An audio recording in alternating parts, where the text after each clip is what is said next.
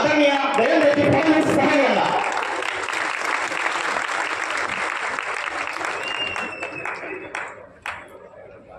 हिंदवी स्वराज्याचे सरसंस्थापक छत्रपती शिवरायांना मानाचा मुजरा करतो। भारतीय राज्यघटनेचे शिल्पकार भारतरत्न डॉक्टर बाबासाहेब आंबेडकर यांना मानवंदना अर्पित करतो। संत शिरोमणी सावता महाराज यांच्या चरणी नतमस्तक होऊन त्यांचा आशीर्वाद घेतो आणि ज्यांनी खऱ्या अर्थानं केवळ स्त्री शिक्षण नाही तर संपूर्ण सुधारण्याची मुहूर्तमेढ केली ते महात्मा ज्योतिबा फुले आणि क्रांती ज्योती सावित्रीबाई फुले यांच्या चरणी देखील वंदन करतो। आज या ठिकाणी मंचावर उपस्थित असलेले खऱ्या अर्थानं महाराष्ट्रातल्या ओबीसी समाजाचा बुलंद आवाज म्हणून ज्यांना ओळखलं जातं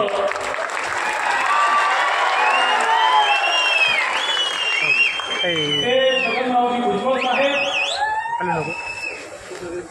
हा कार्यक्रम एक प्रकारे आध्यात्मिक असल्यामुळे आज भुजबळ साहेबांची वाणी देखील एखाद्या संतासारखीच होती। त्यामुळे त्यातनं अध्यात्म जास्त येत होतं, त्याची नेहमीचे बाळ कमी होते। ज्यांनी या कार्यक्रमाकरता पुढाकार घेतला ते आमचे सहकारी राज्याचे गृहनिर्माण आणि ओबीसी विकास मंत्री अतुल सावेजी, सावता महाराज बसेकरजी, प्रभू महाराज माळी, महामंडलेश्वर मनीषानंद महाराज, केशव महाराज उकळीकर, आमचे सहकारी आमदार रामभाऊ शिंदे, आमदार योगेशजी टिळेकर, ज्येष्ठ आमदार जयकुमारजी गोरे, सचिनजी कल्याण शेट्टी, रामभाऊ सातपुते, महिला आयोगाचे अध्यक्ष रुपालीताई चाकणकर, रामभाऊ कांडगे, बैरामजी शिरस्कर, या ठिकाणी उपस्थित बाळासाहेब माळी, अभिजित पाटील, आमचे सहकारी अविनाशजी ठाकरे, चेतनजी केदार, रंजन भाऊ गिरवे, अनिलजी जाधव, या सर्व माता भगिनी आणि बंधूंनो, आज अतिशय आनंदाची गोष्ट आहे की श्री क्षेत्र उरण या ठिकाणी आज जिथे खऱ्या अर्थानं सावता महाराजांनी संपूर्ण महाराष्ट्राला एक वेगळा विचार दिला आणि या वारकरी संप्रदायामध्ये ज्यांनी पहिल्यांदा संजीवन समाधी घेतली आणि हे क्षेत्र पावन केलं, पवित्र केलं, अशा या क्षेत्राच्या विकासाकरता आज या ठिकाणी भूमिपूजन झालं। 100 सुसज्ज खोल्या, संत शिरोमणी सावता महाराज वारकरी गुरुकुल शिक्षण संस्था, संत शिरोमणी सावता महाराज जीवनपट शिल्पसृष्टी समूह, संत सावता महाराज शिल्प, संत सावता महाराज यांचा मळा, असे एकूण मोठ्या प्रमाणात कामाची सुरुवात झाली आणि मी या संपूर्ण समितीचे आणि या ठिकाणी आमच्या अतुलजींचे आभार मानतो की या कार्यक्रमाकरता तुम्ही मला बोलवलं आणि ही संधी मला या ठिकाणी दिली। खरोखर मी तुमचा ऋणी आहे, कारण संत श्रेष्ठांच्या श्री क्षेत्रामध्ये इतकं मोलाचं काम होत असताना त्याला आपला हात लागणं यापेक्षा मोठा आशीर्वाद हा जीवनामध्ये कुठलाच असू शकत नाही, हे नामदारांची चिन्ह आहे।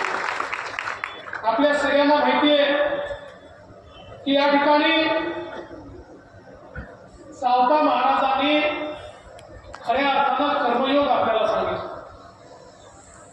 सामान्य माणसाच्या जीवनामध्ये परिवर्तन घडवण्याचं काम हे त्यांच्या शब्दांनी केलं।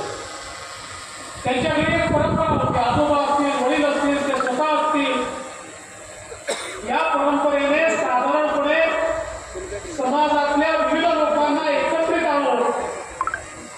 त्यांच्यामध्ये भक्तिभाव जागृत झाला पाहिजे, समाज एकसंध राहिला पाहिजे, अशा प्रकारचा विचार 800 वर्षापूर्वी 11व्या शतकामध्ये त्यांनी ठेवला. अवघ्या 45 वर्षाचं आयुष्य त्यांना मिळालं, पण या 45 वर्षामध्ये त्यांनी जे केलं त्यामुळे 800 वर्षानंतर देखील त्यांचे शब्द, त्यांचे विचार हे प्रासंगिक आहेत, नव्हे तर ते समाजाला दिशा आणि गती देत आहेत. हे खऱ्या अर्थानं संतांचं कार्य आहे आणि म्हणूनच त्यांना नमन करण्याकरता आपण सगळे लोक या ठिकाणी एकत्रित आलो. खास कर म्हणजे एक प्रकारचं ऊर्जा केंद्र आपण या ठिकाणी तयार करतो. कांदा, मुळा, भाजी, आमटी, मिठाई, माझी सांगत असताना किती सोप्या शब्दामध्ये आपल्या जीवनाचा अर्थ सावता महाराजांनी आपल्यापर्यंत पोहोचवला आणि समाजामध्ये निराशा दूर करत समाज एकसंध राहायला पाहिजे, समाज भक्तीने ओतप्रोत असला पाहिजे, पण त्याच वेळी समाज समतावान देखील असला पाहिजे. असमतेचं बीजारोपण दूर झालं पाहिजे, अंधश्रद्धा दूर झाल्या पाहिजे, समाजातल्या प्रत्येक व्यक्तीला अधिकार मिळाला पाहिजे. अशा प्रकारचे विचार हे त्या ठिकाणी खऱ्या अर्थानं संत शिरोमणी सावता महाराजांनी मांडले आणि म्हणून त्यांना देखील अनेक अडचणींचा सामना करावा लागला. त्या वेळेच्या परिस्थितीप्रमाणे हे कशा प्रकारे लोकांना एकत्रित करतायत, हे कशा प्रकारे लोकांमध्ये प्रसिद्ध होत आहेत, अशा प्रकारची अवस्था पाहिल्यानंतर त्यांनाही अनेकांनी त्रास देण्याचा प्रयत्न केला. परंतु सावता महाराजांमध्ये जी शक्ती होती, मगाशी ताईंनी देखील सांगितलं, ते कधीही पंढरीला गेले नाही, पण पंढरीचे विठुराया त्यांच्या दर्शनाकरता या ठिकाणी आले, त्यांच्या डोळ्यामध्ये आले. भक्तीची शक्ती ही आहे आणि विठुरायाने तर सांगितलंच. शेवटी विठुराया इतके युग झाले, केवळ एका भक्ताकरता त्या ठिकाणी एका विटेवर उभे आहे. त्यामुळे आपल्या भक्ताची काळजी घेणारी विठू माऊली या ठिकाणी अरणमध्ये खऱ्या अर्थानं सावता महाराजांच्या मळ्यामध्ये आली. आणि मला असं वाटतं की या संपूर्ण वारकरी संप्रदायाच्या इतिहासातली ही एक अत्यंत मोठी घटना आहे की प्रत्यक्ष विठू माऊलींनी त्यांना दर्शन दिलं. आणि म्हणूनच आपण पाहतो की त्यांना संत शिरोमणी आपण म्हणतो. 1295 साली पहिली संजीवन समाधी त्यांनी घेतली. त्यानंतर 1296 साली ज्ञानेश्वर माऊलींनी संजीवन समाधी घेतली. त्यामुळे संजीवन समाधी घेणारे पहिले वारकरी संप्रदायातले संत म्हणून आज त्यांची ओळख आहे. आणि म्हणजे ही आमची चूक आहे की 85 साली भुजबळसाहेब सांगत होते, 85 साली या ठिकाणी काही लोकांनी एकत्रित येऊन सभा मंडप बांधला. भुजबळ साहेबांनी देखील त्या काळामध्ये त्यात मदत केली. पण त्यानंतर ज्या प्रकारचा विकास या ठिकाणी व्हायला हवा होता तो विकास होऊ शकला नाही. काही थोडा निधी या ठिकाणी मिळत गेला, परंतु अपेक्षित अशा प्रकारचा विकास, कारण शेवटी जिथनं विचाराचं अंकुर फुटलं त्या ठिकाणी जर आपण विकास केला नाही तर मला असं वाटतं की त्या विचाराची आपण प्रामाणिक राहिलो नाही त्याचा अर्थ आहे. आणि म्हणून राज्य सरकारच्या वतीनं आजच मी घोषणा करतो, याला अदर्जा तीर्थक्षेत्र म्हणून आणि विश्वास आहे याकरता जो काही आराखडा आपण तयार करतोय तो आराखडा जेवढ्याचा होईल तेवढा निधी तर आपण देऊ, पण आजच 100 कोटी रुपयाचा निधी त्याच्याकरता निश्चितपणे घेऊ. कारण तुम्ही स्वतः सांगितलं नामदेव महाराजांनी अरणाबद्दल काय बोललेलं आहे. धन्य ते अरण, रत्नाची खाणं, जन्मला निधान, सावता तो सावता सागर, प्रेमाचा आगर, येतला अवतार माळ्याखडी, असं स्वतः नामदेव महाराजांनी सांगितलेलं आहे. महाराष्ट्राचं भाग्य किती घोर आहे. ही संत भूमी आहे, संतांची भूमी आहे. एकीकडे छत्रपती शिवरायांनी या ठिकाणी पराक्रमाने या पराक्रमाची भूमी केलं, पण त्याच वेळी संतांनी याला संत भूमी म्हणून देखील या महाराष्ट्राचा गौरव केला. संत ज्ञानेश्वर, संत नामदेव, संत गोरोबा, संत एकनाथ, संत तुकाराम, संत सावता, संत चोखोबा, संत जनाबाई, संत कामपात्रा, मी यादी वाचत राहिलो, ती यादी कधीच संपणार नाही. आणि या प्रत्येकाने आपल्याला जो काही विचार दिला त्यावेळी तर तो सुसंगत होताच, पण आज हजारो वर्षानंतर, शेकडो वर्षानंतरही तो विचार सुसंगत आहे. मी तर असं म्हणेन की एवढी आक्रमण झाली सातत्याने या महाराष्ट्राच्या भूमीवर, परकीय आक्रमणाचे आक्रमण करत होते. ही आक्रमण केवळ आमच्या संपत्तीवर नव्हती, ही आक्रमण आमच्या आस्थेवर होती, आमच्या धर्मावर होती, आमच्या विचारांवर होती, आमच्या संस्कृतीवर होती. जगाच्या पाठीवर एवढ्या आक्रमणानंतरही ही संस्कृती जिवंत राहिली. त्याचं एकमेव कारण आमची संतांची परंपरा होती. या परंपरेनं प्रत्येक वेळी सामान्य माणसाला त्या भक्ती मार्गाने नेलं आणि त्याच्यामध्ये विधिविषुवृत्तीचं बीजारोपण केलं. त्याला निराशेतनं बाहेर काढलं. किती अन्याय होत होता तरी देखील तुला त्या ठिकाणी जगावं लागेल, तुला लढावं लागेल, तुला करावं लागेल. अशा प्रकारे या संत परंपरेने आपल्याला सांगितलं. आणि रोज आज म्हणजे आपण पाहतो एवढ्या मोठ्या प्रमाणात ही संत परंपरा आपल्याकडे आहे.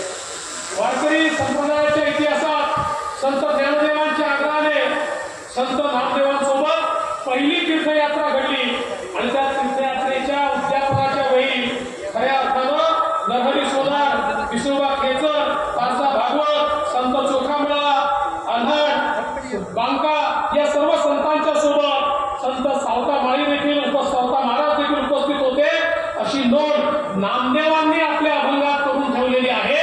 म्हणजे हे सगळे समकालीन संत वेगवेगळ्या जातीचे होते, वेगवेगळ्या समाजाचे होते, पण यांनी कधी जातीपातीचा विचार केला नाही. आपल्याला ही गोष्ट लक्षात घेतली पाहिजे की सावता महाराजांचे अभंग काशीबा गुरुवांनी त्या ठिकाणी लिहिले आणि तुकारामांची गाथा ज्यावेळेस बुडवण्याचा प्रयत्न झाला तर ती पुन्हा त्या ठिकाणी समाजापर्यंत पोहोचवण्याचं काम संताजी महाराज जगनाळ्यांनी केलं. समाज वेगळे होते, जाती वेगळ्या होत्या, पण यांना जोडणारा एक भागवत धर्म होता, यांना जोडणारा एक वारकरी संप्रदाय होता, यांना जोडणारी मानवता होती, यांना जोडणार एक असं रक्ताचं नातं होतं की ज्याने आपल्या समाजाला एक संघ केलं. आज दुर्दैवाने आम्हाला या संतांची सगळ्यात जास्त आवश्यकता आहे, जी परिस्थिती आम्ही या महाराष्ट्रात पाहतोय. पुन्हा एकदा महाराष्ट्रामध्ये जातीमध्ये समाज विखंडित होतोय.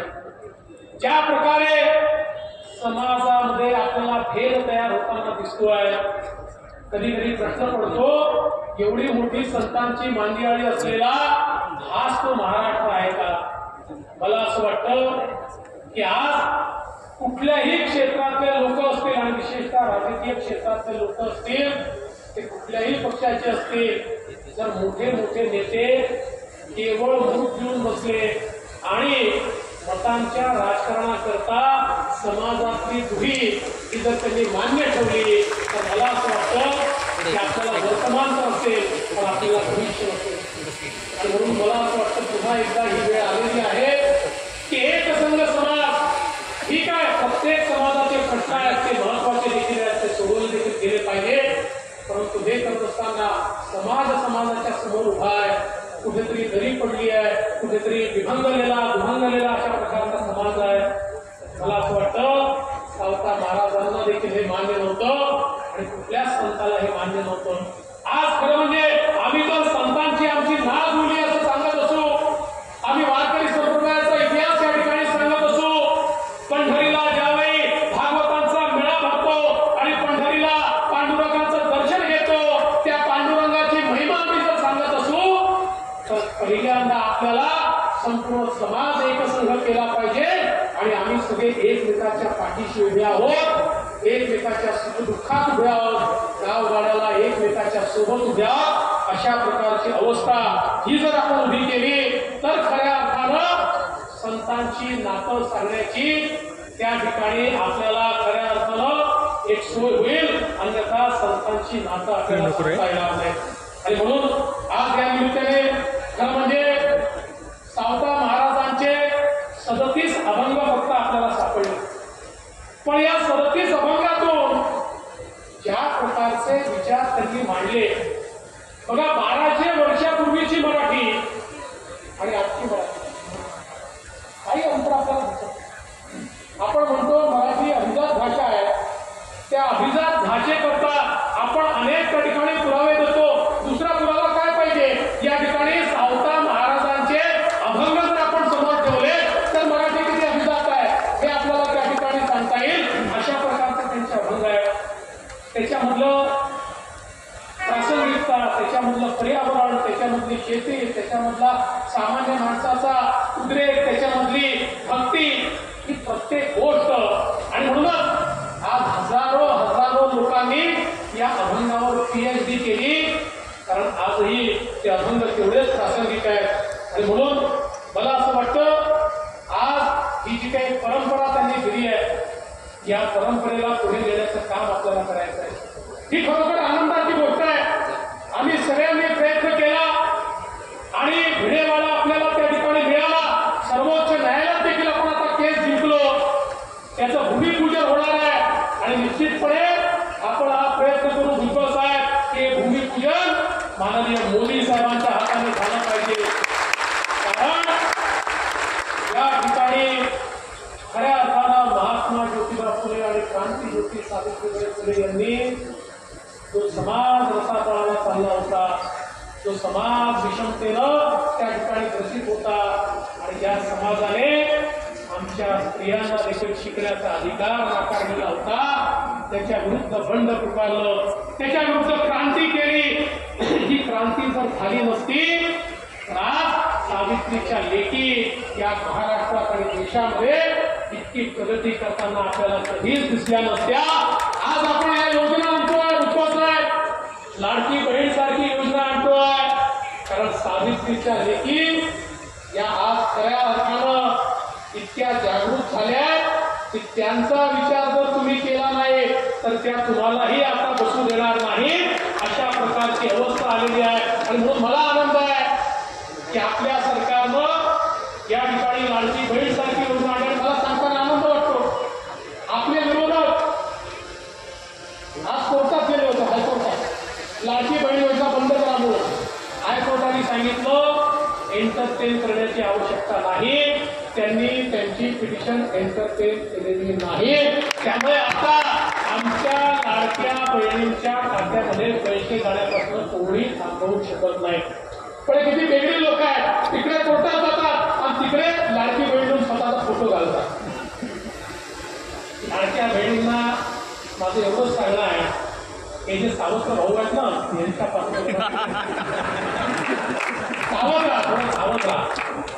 आज खऱ्या अर्थानं क्रांती ज्योती सावित्रीबाई फुलेंना खरी आदरांजली काय आहे तर या सरकारनं आमच्या मुलींकरता उच्च शिक्षणाचे सगळे दारं मोकळे केलेले आहेत. एक पैसा लागणार नाही. प्रायव्हेट कॉलेजमध्ये लाखो रुपयाची आमच्या मुलींची फी राज्य सरकार त्या ठिकाणी भरेल, हा निर्णय आपण केलेला आहे. इंजिनियर, डॉक्टर, MBA प्रत्येक जवळपास 507 कोर्सेस असे आहेत की ज्याच्यामध्ये आमच्या मुलींना एका नव्या पैशाची फी लागणार नाही. मला विश्वास आहे आपल्या सरकारने हा निर्णय घेतल्यानंतर निश्चितपणे स्वर्गातून क्रांती ज्योती सावित्रीबाई फुलेंनी आपल्याला आशीर्वादच दिला असेल, कारण त्यांची परंपरा पुढे नेण्याचं काम या ठिकाणी आपण केलं आहे. म्हणजे आमच्या माळी समाजाने या महाराष्ट्रामध्ये शेतीचं क्षेत्र असो, शिक्षणाचं क्षेत्र असो, या ठिकाणी उद्योगाचं क्षेत्र असो, ज्या प्रकारची प्रगती केलेली आहे ही प्रगती खरोखर मला असं वाटतं नेत्रदीपक अशा प्रकारची आहे. आणि ज्या काळामध्ये इंग्रजांच्या काळामध्ये देखील त्या ठिकाणी ऊसाची लागवड करून आणि कारखाना सुरू होऊ शकतो अशा प्रकारची मुहूर्तमेढ करणारा आमचा माळी समाज असेल किंवा या संपूर्ण महाराष्ट्रामध्ये वेगवेगळ्या क्षेत्रांना पादक्रांत करणारा आमचा हा समाज असेल, निश्चितपणे आज ज्या प्रकारची प्रगती आपण केलेली आहे ही उल्लेखनीय अशा प्रकारची प्रगती आहे, पण निश्चितपणे इथे थांबता येणार नाही. अजून समाजातल्या शेवटच्या माणसापर्यंत आपल्याला पोहोचायचं आहे. आणि या सगळ्या प्रगतीमध्ये, तुमच्या या सगळ्या वाटचालीमध्ये आम्ही सगळे आपल्या सोबत आहोत. आणि विशेषतः मी आमच्या अतुल सावेंचं अभिनंदन करेन. अतुल सावेंना ओबीसी विकास विभागाची त्या ठिकाणी आम्ही जेव्हापासून जबाबदारी दिली, अत्यंत वेगानं त्यांनी त्या विभागाची कामं केली. यापूर्वी या विभागाची जबाबदारी रामभाऊ शिंदेकडे होती. रामभाऊंनी अतिशय वेगानं कामं केली होती. दुर्दैवाने मध्यंतरी हा विभाग जवळपास बंद झाल्यासारखा झाला होता. पुन्हा सरकार आलं आणि या विभागाला चालना मिळाली. आणि भुजबळ साहेब आहेतच. भुजबळ साहेब पूर्ण लक्ष ठेवून असतात सगळं योग्य चाललंय की नाही. आणि भुजबळ साहेब आम्ही नेहमीच तुमच्या सोबत या सगळ्या कामामध्ये असतो. त्यामुळे आज मला आनंद वाटतो की आमच्या ओबीसी समाजाकरता 52 हॉस्टेलचा विषय सुरू झालाय. आमच्या ओबीसी विद्यार्थ्यांना हॉस्टेलमध्ये त्या ठिकाणी जर प्रवेश मिळाला नाही तर स्वयंसारख्या योजनेतनं त्यांना त्या ठिकाणी निर्वाह भत्ता आणि खाण्यापिण्याकरता जेवण भत्ता या दोन्ही गोष्टी देण्याची सुरुवात आपण केली. ओबीसी विद्यार्थ्यांना परदेशातली शिष्यवृत्ती आपण दिली. आणि त्या ठिकाणी आमचे ओबीसी विद्यार्थी हे खऱ्या अर्थानं IAS IPS झाले पाहिजे, वेगवेगळ्या सेवांमध्ये गेले पाहिजे. याकरता महाकृतीच्या माध्यमातून त्यांना प्रशिक्षण मिळालं पाहिजे, त्यांना फेलोशिप मिळाली पाहिजे. अशा प्रकारचे सगळे कार्यक्रम हे आपण सुरू केले. मला सांगताना आनंद वाटतो, ज्यावेळेस मी मुख्यमंत्री होतो त्यावेळेस महाराष्ट्रात पहिल्यांदा ओबीसीचा स्वतंत्र विभाग आपण सुरू केला. आणि आज 7,000 कोटी रुपयाचं बजेट आपण या विभागाला दिलाय. आणि येत्या काळामध्ये ओबीसी समाजाच्या विकासाकरता आम्ही सातत्याने कटिबद्ध आहोत, एवढंच या निमित्ताने सांगतो. आणि पुन्हा एकदा या